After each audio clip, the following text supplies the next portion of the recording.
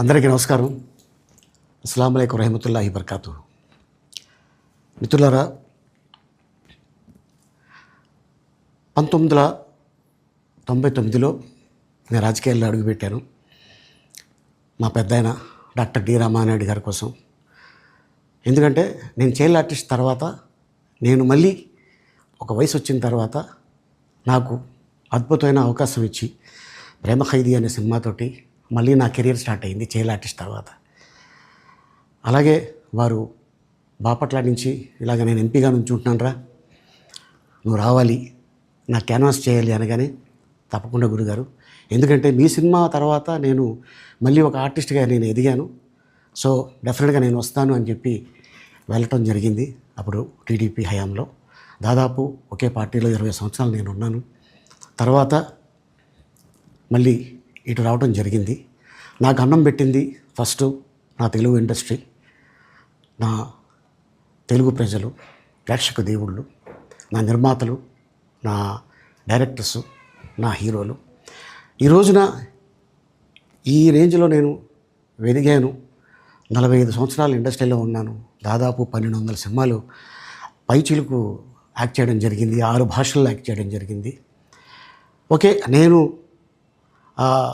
దయాగుణం ఉంది, భగవంతుడు ఇచ్చాడు కాబట్టి నాకు రాజకీయం తోడైతే కొద్దిగా 10 మందికి నేను సహాయపడగలను అనే ఉద్దేశంతో రాజకీయాల్లోకి వచ్చాను తప్ప రాజకీయాలు చేయాలని రాజకీయాల్లోకి రాలేదు.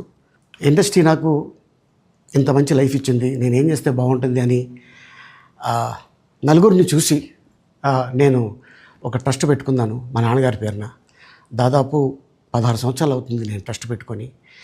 ఏ రోజు కూడా, ఈవెన్ దో కోవిడ్లో కూడా ప్రతి నెల వాళ్ళకి 1000 రూపాయలు నేను సాయం చేసేవాడిని. కోవిడ్లో కూడా ఆపకుండా అలా కంటిన్యూగా సాయం చేస్తూనే ఉన్నాను. చాలామందిని నా కుటుంబంలో అవ్వచ్చు, బయట వాళ్ళు అవ్వచ్చు, చుట్టాల్లో అవ్వచ్చు, చాలామందికి చదివించాను నేను.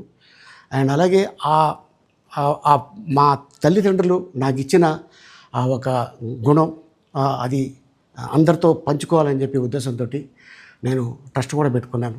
నా ఇన్కంలో దాదాపు 20% నేను ట్రస్ట్కి ఇవ్వటం జరుగుతుంది. గతంలో కూడా చెప్పా, ఫారిన్ కంట్రీస్లో ఏదైనా ఈవెంట్స్ చేస్తే దాంట్లో నుంచి 60% ట్రస్ట్కి వెళ్ళి 40% నేను తీసుకునేవాడిని. సో ఇట్లాగా చాలా సేవలు చేసి ఉన్నాను కాబట్టి ఈ మాట కూడా నేను మీకు చెప్పుకుంటున్నాను. అండ్ అలాగే నేను వ్యక్తిగతంగా ఎవరి మీద ఏ పార్టీలో ఉన్నా కూడా నేను నా పార్టీ గురించి నేను పొగుడుతాను, అక్కడ ఉన్న వ్యక్తి ఎమ్మెల్యే క్యాండిడేట్ గురించి నేను పొగుడుతాను, నా నాయకుడిని నేను పొగుడుతాను తప్ప ఎప్పుడు ఎవరిని కూడా ఒక మాట అంటాం కానీ వాళ్ళ లైఫ్ గురించి కానీ వాళ్ళ పర్సనల్ లైఫ్ గురించి కానీ ఎప్పుడు కూడా ఏ వేదిక మీద కూడా మీరు వెతికినా కూడా దొరకదు.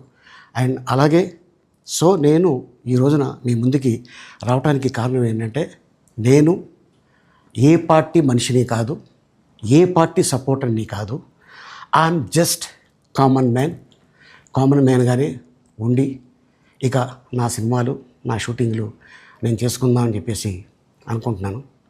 That's it. ఈ మాట చెప్పడానికే నేను మీ ముందుకు వచ్చాను. సో నేను ప్రతి 5 సంవత్సరాలకు ఒకసారి ఎలక్షన్లో మీరు వెళ్ళి ఎలా ఓటేస్తారో నేను కూడా ఒక కామన్ మ్యాన్గా వెళ్ళి ఓటేసి వస్తాను. సో రాజకీయాలకి స్వస్తి, గుడ్ బై, థ్యాంక్ యూ.